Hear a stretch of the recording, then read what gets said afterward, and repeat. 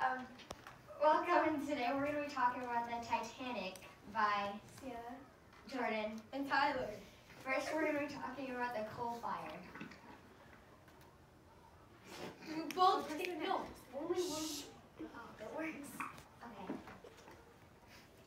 Some researchers say that the coal fire started as much as 3 weeks before the Titanic had set off on its voyage, and once they put it out, I think they should have at least checked all the materials before they set off, so they knew that there were no damage.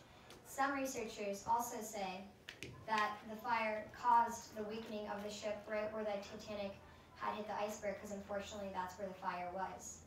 The Titanic may not have been such a big deal when it hit the iceberg if the fire wouldn't have been set off in the first place. And a new researcher, Robert Henhai, speculated, which is a new theory about a subject, that the reason why the Titanic was going at full speed on its voyage was because of the efforts trying to put out the fire.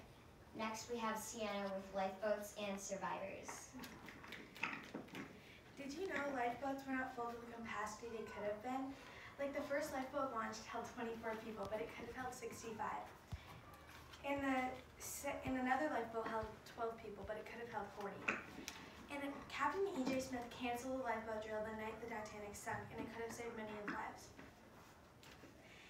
Also, there were not enough lifeboats. There were only 1,178. There was enough for 1,178 people. But you think that's a lot, but there were 2,028 people on board. There were originally 60 lifeboats, but they wanted deck space, so they narrowed it down to 20. Some say the third-class passengers were locked in their rooms, so the first-class passengers could go instead. Gates were set up to keep them out. The third-class passengers were the farthest away from the lifeboats, and they had to go through mazes of passageways to get to the boats. Some people refused to get on the boats, so their loved ones could go first. 2 dogs survived the Titanic sinking. Women and children got on first. 66% of children died. 100 bodies were never identified, but they found 328 bodies at sea, and the rest were identified. Now here's Tyler with how the Titanic sank. Hi, I'm Tyler, and I'm going to talk about how the Titanic sank, but more specifically, I'm talking about, was it just the iceberg that caused the Titanic to sink? Captain E.J. Smith failed the passengers and the crew of the Titanic.